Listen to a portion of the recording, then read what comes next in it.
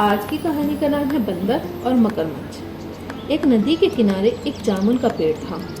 इसी पेड़ पर मीकू बंदर रहता था। मीकू दिन भर पेड़ पर खेलता कूदता, भूख लगती तो मीठे जामुन फल खाता और रात को उसी पेड़ पर सो जाता। उसकी जिंदगी बड़े मज़े में बीत रही थी। वहीं दूसरी तरफ नदी में क्रोको मगरमच्छ अपनी पत्नी के साथ रहता था। क्रोको मगरमच्छ अब बूढ़ा हो गया था।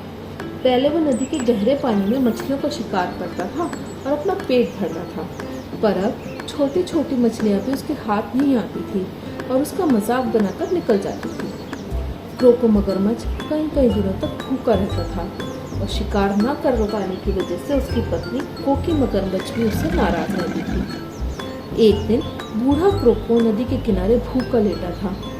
मीकू ने क्रोको को देखा और पूछा, दादा मगरमच्छ, जामुन खाओगे? क्रोको ने मीकू की तरफ देखा और अपना बड़ा सा मुंह खोल दिया। मीकू ने जामुन उसके मुंह में डाल दिया। क्रोको ने पेट भर कर मीठे फल खाए। अब तो क्रोको रोज पेड़ के नीचे मुंह खोलकर बैठ जाता और पेट भर कर मीठे फल खाता।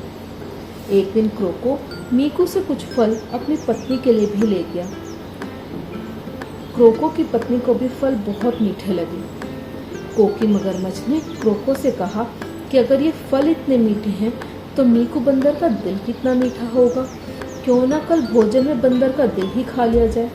क्रोको को भी आइडिया बहुत अच्छा लगा।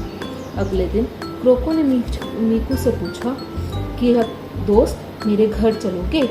मैं पहले तुम्हें नदी की सैर कराऊंगा, फिर अपने घर ले जाऊंगा। मेरी पत्नी तुम्हारे मीठे फलों से बहुत खुश है और तुम्हें धन्यवाद देना चाहती है। क्या आज रात का भोजन हमारे साथ करोगे? मीकू मान गया और क्रोको की पीठ पर बैठ गया और नदी की सैर करने लगा।